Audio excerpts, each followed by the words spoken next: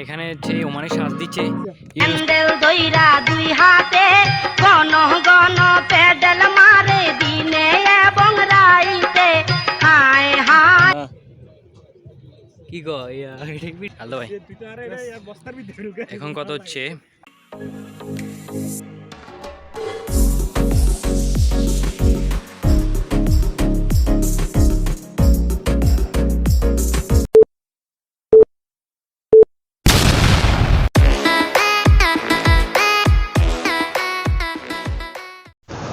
Welcome to the crazy brothers. ওমানে আসার পর থেকে এখন পর্যন্ত কোনো ভ্রমণে যাওয়া হয়নি। প্রবাস লাইফ সময় খুবই স্বল্প, কারণ এখানে সব কিছু নিজেরই করতে হয়। তাই এই ঈদে আমরা সবাই চিন্তা করলাম যে একটু বেরিয়ে পড়া যাক। তো যেই চিন্তা সেই কাজ, সবাই মিলে বেরিয়ে পড়লাম একটা অচেনা জায়গায়। অবশ্য এই জায়গাটা ওমানে যারা আছে সবাই চিনে, কিন্তু অন্যান্য কান্ট্রিতে যেমন আমাদের বাংলাদেশে যারা আছে তারা অবশ্য এই জায়গাটা সম্পর্কে জানা নেই।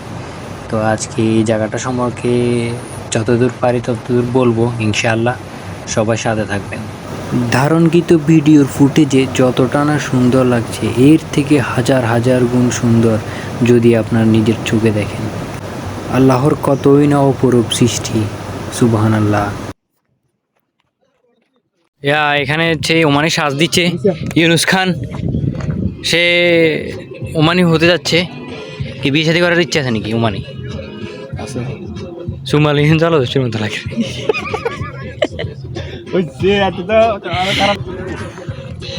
হ্যালো ভাই, এখন কত হচ্ছে? সুমালিয়ান তো চালো দেখছেন নি? কোনটা দেখছেন? সুমালিয়ান চালো দোষ দেখছেন কোনো সময়? কুঙ্গা কুঙ্গা আস্তাগফিরুল্লাহ।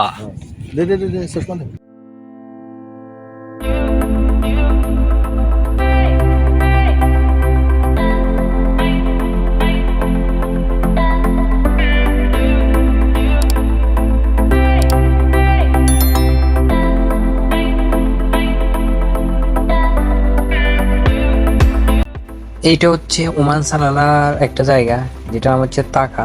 এর কেউ ধারণা এখানে যে আগের যে সুলতান ছিল, মানে এই দেশের যে রাজা ছিল, ওনার নানুর বাড়ি নাকি এখানে অবস্থিত ছিল। এই কারণে এই জায়গাটা খুবই সুপরিচিত। এটা হচ্ছে মেইন একটা রিজন। এখানে একটা জিনিস দেখাই, ফানি থেকে যেখানে আমি দাঁড়িয়েছি এটার উচ্চতা প্রায় 100 থেকে 80 ফুটের উপরে। সামনের দিকে একটু গেলে পাহাড়ের খাসগুলো দেখা যাচ্ছে। এই পাহাড়গুলো সম্পূর্ণ পাথরের দ্বারা সৃষ্টি, এখানে মাটির কোনো অস্তিত্বই খুঁজে পাওয়া যাবে না।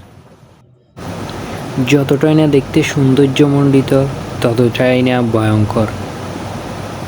সব কিছু মিলে বলতে হবে আল্লাহর অপরূপ সৃষ্টি, কোনো তুলনা হয় না, সুবহানাল্লাহ।